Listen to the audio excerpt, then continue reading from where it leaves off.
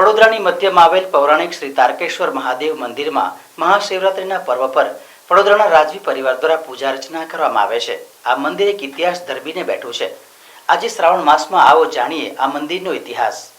વડોદરા શહેરના મધ્યમાં આવેલ સુરસાગર તળાવના ઉત્તર કિનારે જ્યુબિલીબાગ નજીક 155 વર્ષ જૂનું પ્રાચીન અને અલૌકિક દેવસ્થાન ટ્રસ્ટ સંચાલિત શ્રી તારકેશ્વર મહાદેવ મંદિરમાં ભગવાન બિરાજમાન છે। આ મંદિર મહારાણી જમનાબાઈ સાહેબ દ્વારા તેમના પુત્રી રાજકુમારી તારાબાઈની યાદમાં બનાવવામાં આવ્યું હતું, જેમનું 27 વર્ષની નાની ઉંમરમાં દુઃખદ અવસાન થયું હતું। વર્ષો પહેલા મંદિરમાં જાહો જલાલી હતી, પરંતુ સમય જતાં ધીરે ધીરે બધું શાંત થઈ ગયું। એક સમયે મંદિરમાં લગ્ન પ્રસંગ ઉજવાતા હતા અને વિવિધ કાર્યક્રમો પણ થતા હતા।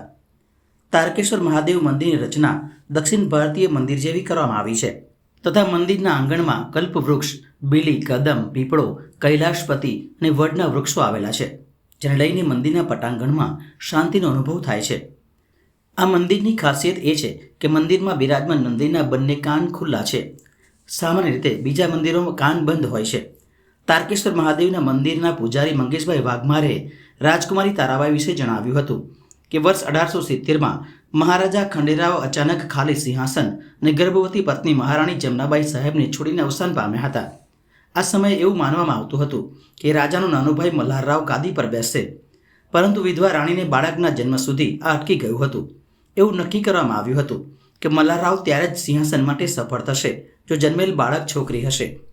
થોડા મહિનાઓ પછી રાણીએ રાજકુમારી તારાબાઈને જન્મ આપ્યો અને આ રીતે મલ્હારરાવને રાજાનો તાજ પહેરાવવામાં આવ્યો, પરંતુ 5 વર્ષ પછી તેમને પદભ્રષ્ટ કરવામાં આવ્યા અને ગોપાલરાવને રાણીએ દત્તક લીધા। આ જ ગોપાલરાવ દૂરદર્શી રાજા મહારાજા સયાજીરાવ ગાયકવાડ ત્રીજા બન્યા। આમ એક રીતે રાજકુમારી તારાબાઈએ સ્વપ્નદ્રષ્ટા રાજાને માર્ગ આપ્યો। એવું કહેવાય છે કે સયાજીરાવ તેમની દત્તક બહેનને ખૂબ પ્રેમ કરતા હતા અને તેમના માટે ખૂબ સ્નેહ ધરાવતા હતા। જો કે નાની બહેન તારાબાઈનું 1895માં અવસાન થયું હતું। ત્યારબાદ 1897માં તેમની વ્યથિત માતાનું અવસાન થયું હતું। આજે આ મંદિર શહેરની મધ્યમાં શાંતિપૂર્વક ઊભું છે અને મંદિર રાજકુમારીની યાદ અપાવે છે, જેને સ્વપ્નદ્રષ્ટા રાજા માટે માર્ગ મોકળો કર્યો હતો। મંદિરના પરિસરમાં સંત શ્રી સ્વામી સમર્થનું મંદિર પણ આવેલું છે।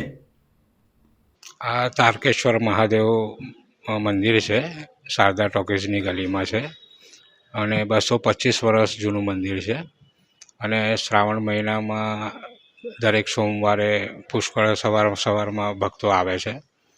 એમની શ્રદ્ધા ભક્તિથી એમના કામો બધાના પૂરા થયેલ છે। જૂના જોગીઓ પણ બધા આવે છે અને શિવરાત્રિમાં પણ પુષ્કળ પબ્લિક હોય છે। એટલે સવારના 6-7 વાગ્યાથી લઈને રાત્રે 12 વાગ્યા સુધી શિવરાત્રિના દિવસે પબ્લિકનો ઘસારો બહુ જ હોય છે। એમના દેવસ્થાન ટ્રસ્ટમાં આ મંદિર આવે છે અને જૂની જે ઐતિહાસિક મંદિરો આ હવે થઈ ગયા છે એની સાર સંભાળ રાખે આપણે એવી ઈચ્છા છે અને જે ભક્તો છે તો પવિત્રતા જાળવે મંદિરોમાં એવી આપણી સદી છે। આ મંદિર સાઉથની શૈલીમાં બનાવેલું છે અને વાસ્તુશાસ્ત્રની રીતે એકદમ પરફેક્ટ મંદિર છે। આ મંદિર ખંડેરાવ મહારાજ હતા, એમણે આ એમની છોકરીની યાદમાં તારકેશ્વર મહાદેવ મંદિર બનાવ્યું હતું। આ મંદિર એકચ્યુઅલી તારકેશ્વર મહાદેવ મંદિરના નામથી ઓળખાય છે। આ ઐતિહાસિક મંદિર છે જેનું તમે આર્કિટેક્ચર જોઈ શકો છો। અત્યારના મંદિરમાં તમને આવું આર્કિટેક્ટ જોવા બી નહીં મળે કે જ્યાં તમને ચારેય દિશામાં પવિત્ર ઝાડની સ્થાપના કરવામાં આવી છે જે તે સમયે। એક બાજુ વડનું વૃક્ષ છે, એક બાજુ પીપળાનું છે, એક બાજુ કલ્પ વૃક્ષ છે અને સૌથી ઐતિહાસિક વૃક્ષ આ છે કે જેને આપણે કૈલાશપતિ નામથી ઓળખી શકે છે। કૈલાશપતિનું વૃક્ષ એમાં જે ફૂલ થાય છે એ ફૂલની વિશેષતા એવી છે કે એમાં સ્વયંભૂ શિવલિંગના તમને દર્શન થશે। એ પુષ્પની અંદર પુષ્પની અંદર શિવલિંગ છે, ઉપર નાગ તમને જોવા મળશે અને આજુબાજુ સરસ પ્રકારની પાંખડીઓ જોવા મળશે। એમાં તમને સ્વયં શિવલિંગના દર્શન થશે।